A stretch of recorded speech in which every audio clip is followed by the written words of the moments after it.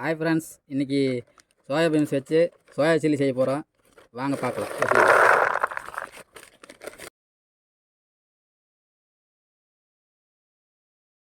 ஒரு ஸ்பூன் கால்பனா மாவு,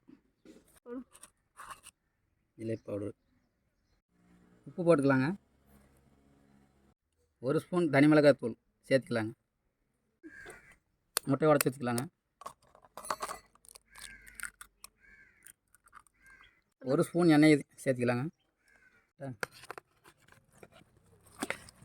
நல்லா கிண்டி வச்சுக்கோங்க.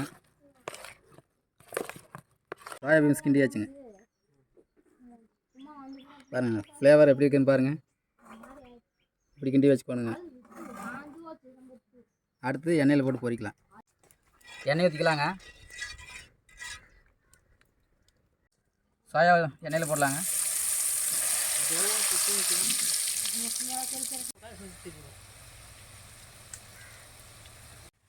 ஃப்ரெண்ட்ஸ், சோயா எண்ணெயில் போடாதுங்க, அழகாக பொரிஞ்சிட்டு இருக்குது. ஃப்ளேவர் வர வரைக்கும் நல்லா பொரிஞ்சு வந்தால் நல்லா இருக்குங்க. எடுத்துக்கலாம். பொரிஞ்சு வந்துருச்சுங்க, எடுத்துடலாங்க.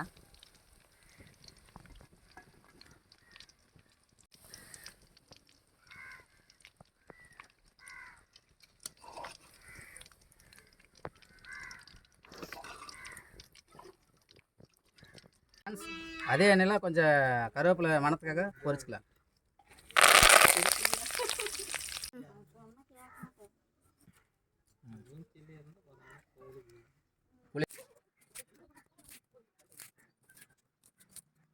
வெங்காயம் வெட்டி வச்சுக்கலாங்க. பாருங்கள், சில்லிக்காக வெட்டி வைக்கலாம். ஃப்ரெண்ட்ஸ், இந்த எலுமிச்சம்பழம் புளிஞ்சுட்டு எடுத்து சாப்பிட்டிங்கன்னா டேஸ்ட் வேறு லெவலில் அல்டிமேட்டாக இருக்கும். ஃப்ரெண்ட்ஸ், மறக்காமல் உங்கள் வீட்டில் ட்ரை பண்ணி பாருங்கள். சப்ஸ்கிரைப் பண்ணுங்கள், லைக் பண்ணுங்கள், ஷேர் பண்ணுங்கள், கமெண்ட் பண்ணுங்கள். ஃப்ரெண்ட்ஸ், மீண்டும் ஒரு வீடியோவில் சந்திப்போம்.